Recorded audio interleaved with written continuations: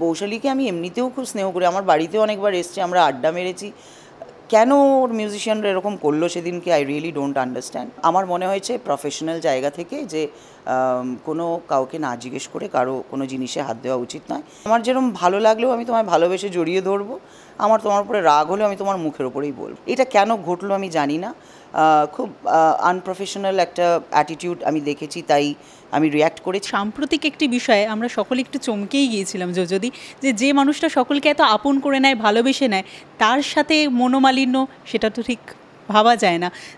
যেখানে এই দুজন মানুষের মধ্যে কিন্তু কোনো দিনই কোনো রকমভাবে, তোমার সাথে কোনো শিল্পীরই বোধহয় আজ অব্দি কোনো মনোমালিন্যের আমরা কোনোদিনও কোনো খবর পাইনি।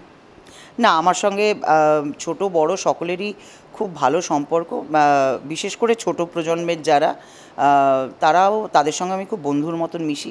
এটা কেন ঘটলো আমি জানি না, খুব আনপ্রফেশনাল একটা অ্যাটিটিউড আমি দেখেছি, তাই আমি রিয়্যাক্ট করেছি। আর আমি ভীষণ পরিষ্কার মানুষ, আমি এটা বারবার বলেছি যে আমার যদি কোনো কিছু খারাপ লাগে আমি তোমার মুখের ওপরেই বলবো। আমার ওই ইনিয়ে বিনিয়ে তোমাকে পরে মেসেজ পাঠালাম, তোমাকে পরে বা চিঠি লিখলাম, ওগো শুনছো তুমি এটা আমার সঙ্গে করেছিলে, আমি এরকম মানুষই নই। সো আমার যেরকম ভালো লাগলেও আমি তোমায় ভালোবেসে জড়িয়ে ধরবো, আমার তোমার উপরে রাগ হলেও আমি তোমার মুখের ওপরেই বলবো। আমার ওই রাগ ঢাক কিছু নেই, সেটার জন্য আমি হয়তো অনেকের কাছে অপ্রিয়। তা কী করা যাবে, মানুষ তো, আমি যেরকম মানুষ আমি সেরকমই হব। আর যেটা ঘটেছে আমি সেটা বলেছি। আমার মনে হয়েছে প্রফেশনাল জায়গা থেকে যে কোনো কাউকে না জিজ্ঞেস করে কারো কোনো জিনিসে হাত দেওয়া উচিত নয়। এবং আমাদের কে যদি বলা হতো, আমরা অলরেডি ইয়ে করেছিলাম, কারণ স্টেজটা, যেটা বারবার বলা হচ্ছে, স্টেজটা অত ছোটও ছিল না, কিন্তু আমাদের ইনস্ট্রুমেন্ট সরিয়ে দেওয়া হয়েছিল, তা সত্ত্বেও আমাদেরকে জিজ্ঞেস না করে আবার ইনস্ট্রুমেন্টে হাত দেওয়া হয়েছে বলে আমার মাথাটা গরম হয়ে গেছিলো। এটা খুব স্বাভাবিক। আমার মনে হয় যে এটা হয়তো আমি শুনলাম শিলা আমার বন্ধু বলেছে যে ওরা যদি রাজনীতিবিদ হতো তাহলে হয়তো বোম পড়তো। শিলা তুই পারিস। বাট বেসিক্যালি দেখো, আমি ওইসব রাগ ফাগ পুষে রাখি না। আর বৌশালীকে আমি এমনিতেও খুব স্নেহ করি, আমার বাড়িতেও অনেকবার এসছে, আমরা আড্ডা মেরেছি। কেন ওর মিউজিশিয়ানরা এরকম করলো সেদিনকে, I really don't understand. Anyways, আমার কাছে ওটা রাত গেই বাদ গেই, আমি ওসব পুষে রাখি না। আর ওরা এত বাচ্চা মেয়ে, আমার মেয়ের থেকে কয়েক বছরের বড়, কি ওদের সঙ্গে আমার কোনো শত্রুতা নেই, কারোর সঙ্গেই আমার কোনো শত্রুতা নেই।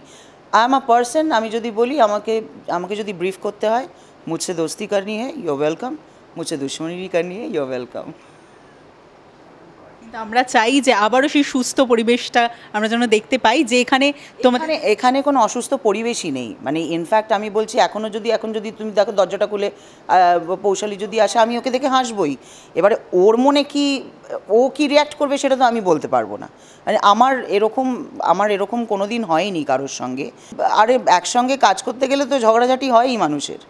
তো যাই হোক, আমার মনে হয় যে এটা শুধু, ইনফ্যাক্ট আমি এটাও বলতে চাইবো যে এটা আমি নিজের জন্যও শুধু বলিনি, আমার মনে হয় যে অনেক জুনিয়র্সদের সঙ্গে হয়তো এরকম আগে ঘটেছে বা ঘটে, কারণ আমাকে কয়েকজন ফোন করেও বলল কারোর সঙ্গেই যেন এরকম না হয়। কারণ একটা আর্টিস্ট, আমি আজও একই কথা রিপিট করব, সে নামি হোক অনামি হোক, সে যখন স্টেজে থাকে দুজনেরই সমান অধিকার আছে। তো কাজেই মিলেমিশে, আর ইন্ডাস্ট্রিটা তো এইটুকু, মিলেমিশে কাজ তো করতেই হবে। আর ইন্ডাস্ট্রির কথাও বাদ দিলাম,